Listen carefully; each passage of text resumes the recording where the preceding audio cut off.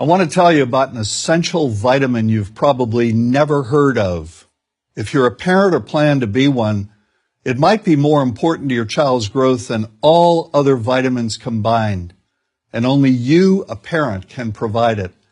I call it vitamin N, the word no.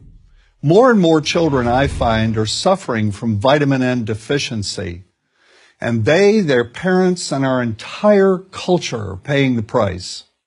Let me illustrate my point with a story that's quite typical. A father, I'll call him Bill, gave his son, age 5, pretty much everything the little boy asked for. Like most parents, Bill wanted more than anything for his son to be happy, but he wasn't. Instead, he was petulant, moody, and often sullen. He was also having problems getting along with other children. In addition, he was very demanding and rarely, if ever, expressed any appreciation, let alone gratitude, for all the things Bill and his wife were giving him. Was his son depressed, Bill wanted to know? Did he need therapy?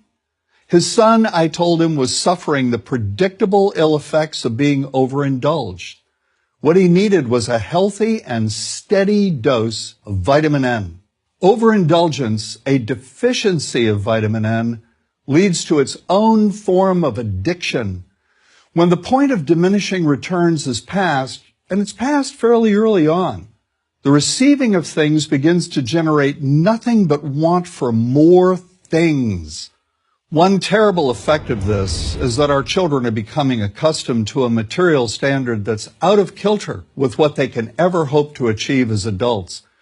Consider also that many, if not most, children attain this level of affluence not by working, sacrificing, or doing their best, but by whining, demanding, and manipulating. So in the process of inflating their material expectations, we also teach children that something can be had for next to nothing. Not only is that a falsehood, it's also one of the most dangerous, destructive attitudes a person can acquire. This may go a long way toward explaining why the mental health of children in the 1950s, when kids got a lot less, was significantly better than the mental health of today's kids.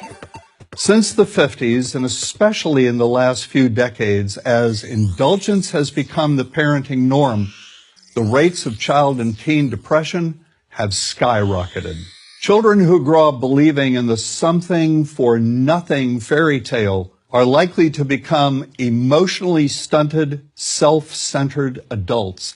Then, when they themselves become parents, they're likely to overdose their children with material things. The piles of toys, plushies, and gadgets one finds scattered around most households.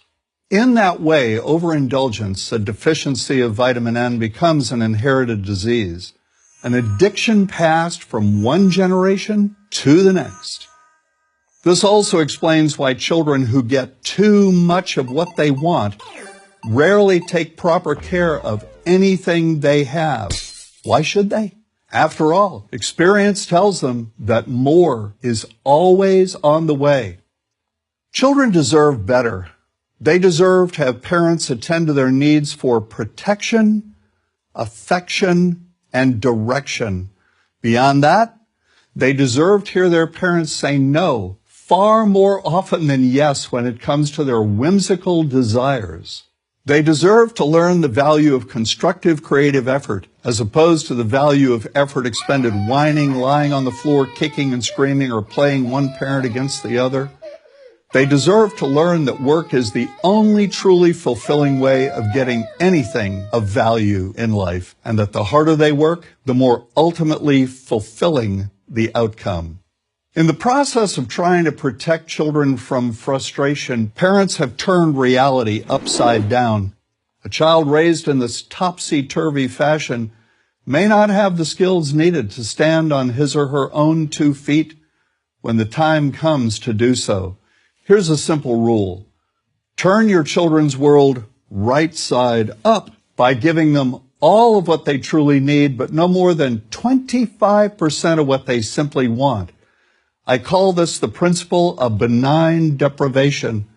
When all is said and done, the most character-building 2-letter word in the English language is no. Vitamin N. Dispense it frequently. You'll be happier in the long run, and so will your child. I'm John Rosemond, author and family psychologist for Prager University.